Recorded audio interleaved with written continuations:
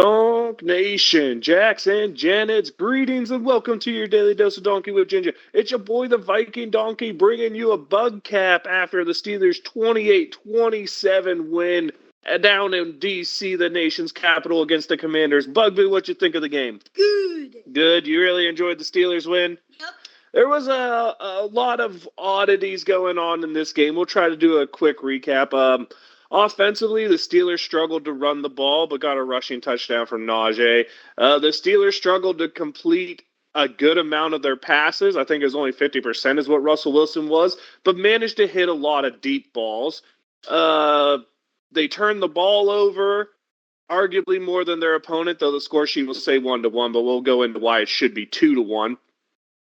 And the fourth down with the Commanders trying to get a chance to win the game gets a really odd place by the referee that benefits the Steelers and can't be overturned. There was just, it felt like an odd game. I'm not sure it felt dominant for either team. It felt like a really close game that could go either way. It was good to see the Steelers after the bye come out on top, wasn't it, Bug? Yep.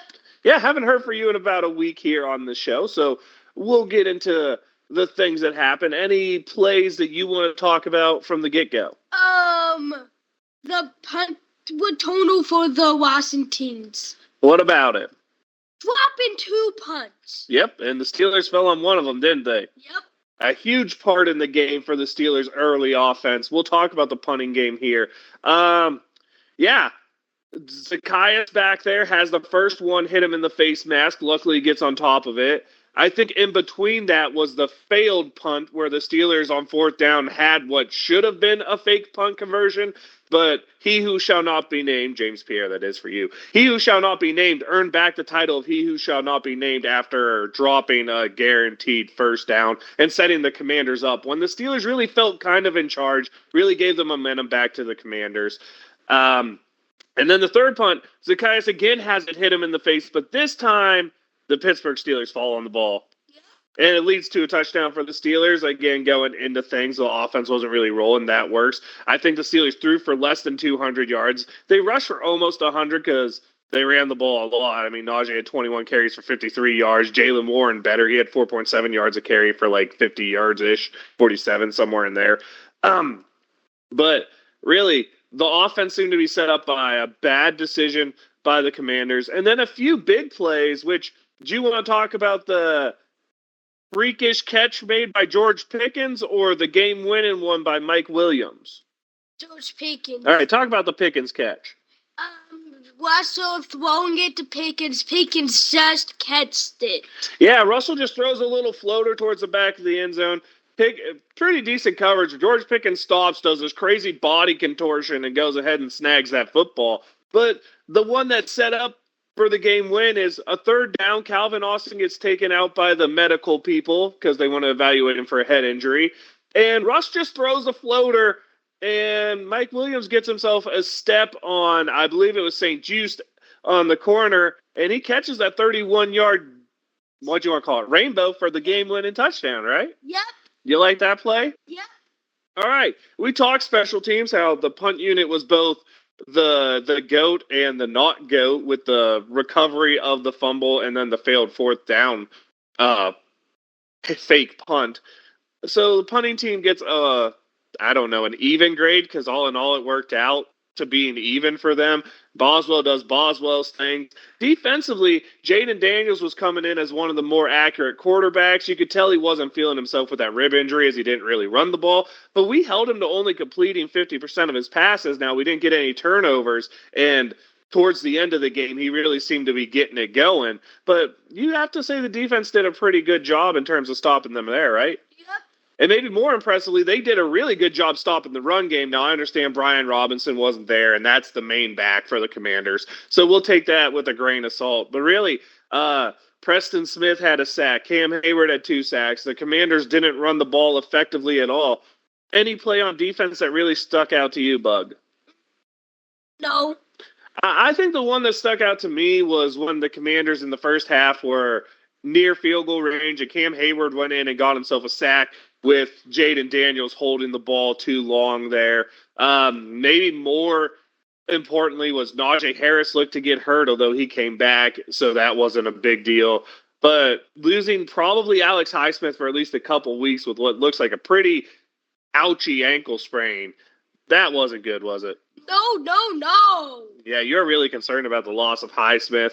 I don't know really what to say about this game. Like, there are good things to take from it. There's bad things to take from it. The offense scored 28 points. That's great. They were highly inefficient in terms of yards. The defense slowed down the Commanders' passing offense and looked like they slowed down their running offense when you look at the numbers, but they allowed 27 points and caused no turnovers.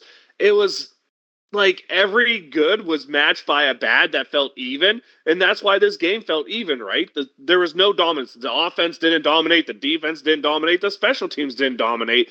They played a close game, and at the end of the day, maybe you could say the refs missed some big calls, like a clear pass interference on third down that led to fourth down, and then a spot that no matter where they spotted it, they weren't going to overturn that went to the Steelers. And maybe those were the two breaks that decided this game for Pittsburgh. But at the end of the day, you play a game like that, you need the breaks like that. That's what you want to see to come out victorious, right, Bug? Yep. Any other plays you really want to break down? No. I want you to break down the failed fake punt so people can see how it was from your perspective. So one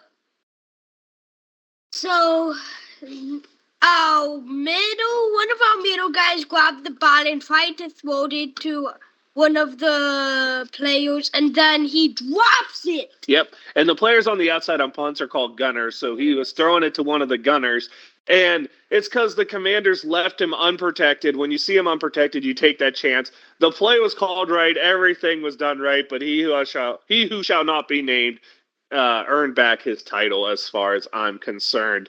Bug, so let's go ahead. Let's get into AFC North football for this week. We got to get your picks going here. Maybe if I can load up what's going on. Okay, so we got the Cleveland Browns going to the New Orleans Saints. Saints. We have the Cincinnati Bengals traveling to the Los Angeles Chargers. Buffalo. That's not even a pick. Cincinnati Bengals and the Los Angeles Chargers. Apparently, Bug thinks Buffalo's going to beat Kansas City as well, for anyone who's curious. It'll be their first loss of the season. And we have the Baltimore Ravens traveling to face your Pittsburgh Steelers. All right. Do you have a shout-out for this week after the game? Russell, good. I'm glad you went there, because we didn't talk about how the game ended, Bug, and I wanted people to have to stay tuned for this.